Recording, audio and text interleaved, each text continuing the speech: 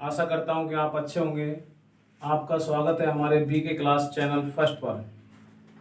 आज हम गणित का एक महत्वपूर्ण टॉपिक आयत, जो कक्षा 6 में भी है, 8 में भी है और कक्षा 10 तक ये टॉपिक होता है, इसके बारे में जानते हैं। आयत की परिभाषा तो छोटी क्लासों में जानते हैं सारे। आयत क्या होता है? एक आयताकार जो लंबाई होती है, उसके अंदर एक लंबाई होती है, आकृति के अंदर एक चौड़ाई होती है। लंबाई को L से दिखाते हैं और चौड़ाई को B के द्वारा दिखाया जा सकता है।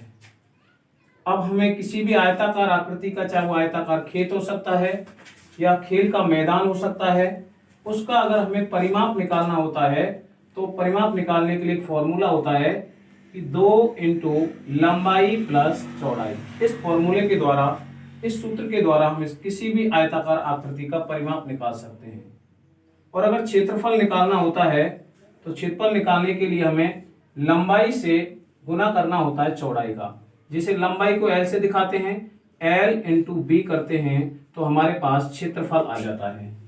एक परिणाम निकालने का दूसरा तरीका भी होता है छोटी क्लासों में, कि जैसे आयत की चारों भुजाओं को जोड़ लेंगे तो उसका परिमाप आ जाएगा।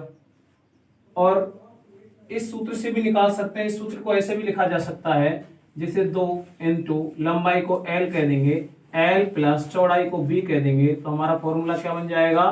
2 इंटू L प्लस B, जिसमें हमें लंबाई देता है और चौड़ाई देता है। हम जानते हैं कि आयत के आमने सामने की जो भुजाएं होती हैं बराबर होती हैं। जितनी लंबाई इस भुजा की होगी उतनी लंबाई इसके सामने वाली भुजा की होगी। जितनी चौड़ाई इस भुजा की होगी उतनी चौड़ाई इस वाली भुजा की होगी। मान लो ये 10 सेंटीमीटर की है तो इसके सामने वाली भुजा भी कितने सेंटीमीटर की होगी? 10 सेंटीमीटर की होगी।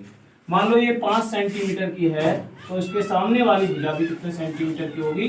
5 सेंटीमीटर की होगी। ठीक है, आज हमने आयत के बारे में पढ़ा।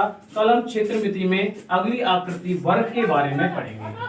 ठीक है, हमारे चैनल को अधिक से अधिक सब्सक्राइब करें और शेयर करें। Thank you.